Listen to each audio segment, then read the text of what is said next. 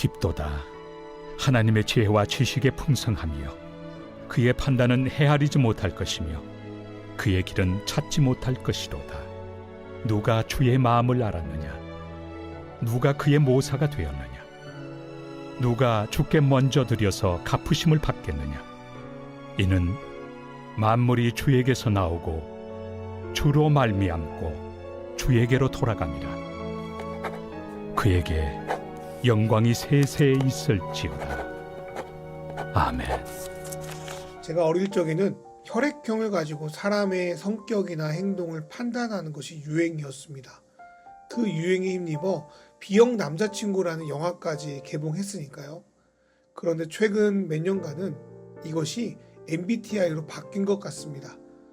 물론 MBTI가 서로 다른 사람들을 판단하는 데 도움을 줍니다. 그러나 그것만으로 사람을 단정지어 판단할 수는 없습니다. 4개의 영단어가 같다 하더라도 정도의 차이도 있으며 내가 생각해서 체크한 것과 남이 판단하는 것도 차이가 클 수 있습니다. 무엇보다 내 내면의 모습과 겉으로 드러난 모습이 다를 수 있고 나 자신도 나를 모를 때가 있습니다. 이런 면에서 우리는 사람 한 명도 제대로 이해하지 못합니다. 하물며 만물을 지으신 하나님을 어떻게 다 이해할 수 있겠습니까? 그럴 수 없습니다. 우리는 모르는 것이 나올 때 보통 2가지 반응을 보입니다. 첫 번째로 의심입니다. 아무리 좋아 보여도 자신이 모른다는 것은 곧 틀렸다는 생각을 하기 때문입니다. 2번째로는 경외함입니다.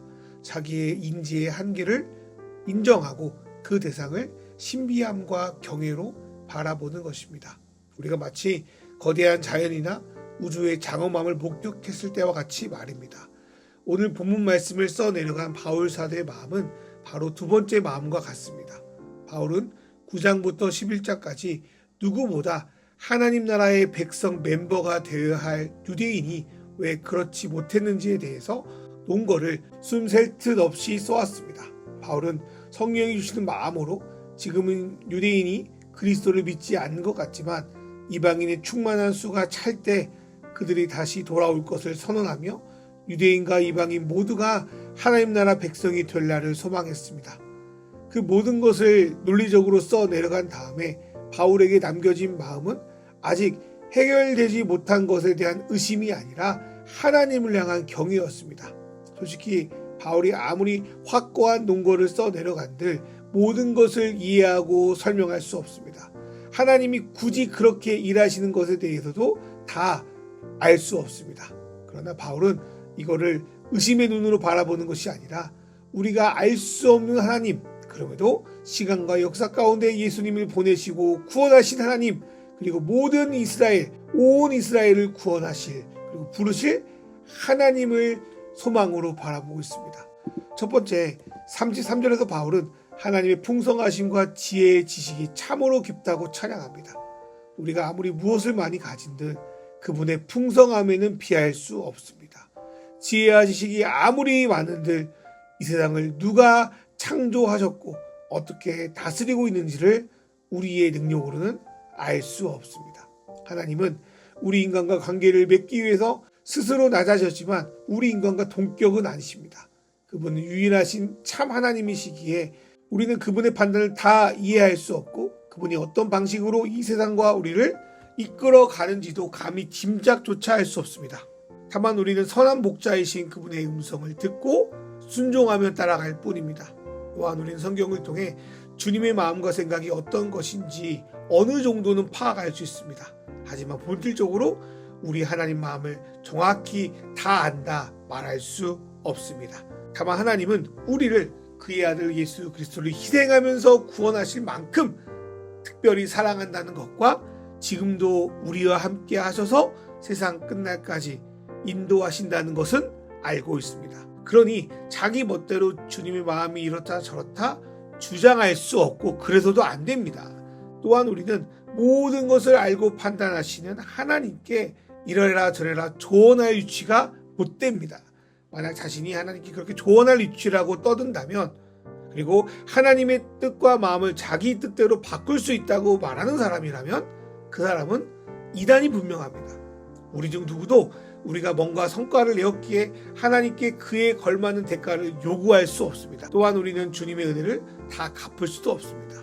우리가 이 땅에서 행하는 어떤 일도 주님의 은혜를 갚을 수 없는 것이기에 우리는 지금 우리가 가지고 있는 재산, 외모, 건강, 성과 등을 가지고 나만 특별히 하나님의 사랑을 받았다는 등, 자신이 하나님께 진 빚을 다 갚았다는 등, 그래서 다른 사람을 무시하는 것 같이 교만해서도 안 됩니다. 하나님이 우리에게 모든 것, 곧 예수 그리스도를 선물로 주셨습니다.